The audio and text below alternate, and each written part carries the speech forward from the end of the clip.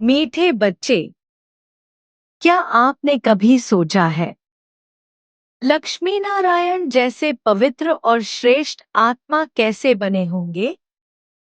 वे कोई अचानक देवता नहीं बन गए।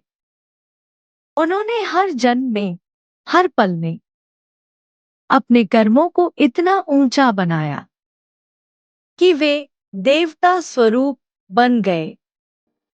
आज हम भी वही आत्मा है, पर अंतर सिर्फ इतना है, हमारे कर्म बदल गए हैं। पहला कर्म, मन का शुद्ध संकल्प।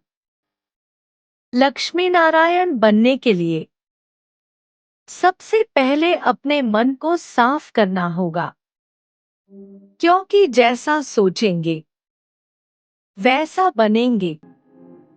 अगर मन में ईर्ष्या, क्रोध, तुलना है तो देवता नहीं बन सकते। दूसरा कर्म, वाणी में मिठास। उनकी वाणी कभी किसी को दुख नहीं देती थी। वे कम बोलते थे, लेकिन सच्चा और मीठा बोलते थे। आज हम क्या करते हैं? छोटी छोटी बात पर कटु वचन बोल देते हैं। यही हमें नीचे ले जाता है। तीसरा कर्म, निस्वार्थ सेवा। लक्ष्मी नारायण बनने के लिए हमें बिना किसी स्वार्थ के सेवा करनी होगी। किसी से उम्मीद नहीं, सिर्फ देना, देना और देना।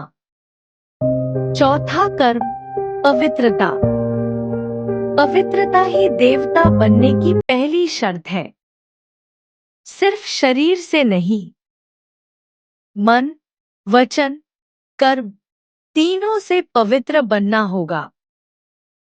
पांचवा कर्म, बाबा से सच्चा योग। जब तक हम परमात्मा से जुड़े नहीं हैं, तब तक शक्ति नहीं मिलेगी। रोज कुछ समय शांत बैठकर बाबा को याद करो। यही योग हमें देवता बनाता है। मीठे बच्चे, लक्ष्मी नारायण बनना कोई कहानी नहीं है, यह हमारी सच्ची पहचान है। आज से, अभी से अपने हर कर्म को चेक करूं। क्या यह कर्म मुझे देवता बना रहा है या फिर नीचे गिरा रहा है? अगर सही कर्म चुना तो आने वाला समय आपको भी लक्ष्मी नारायण बना देगा।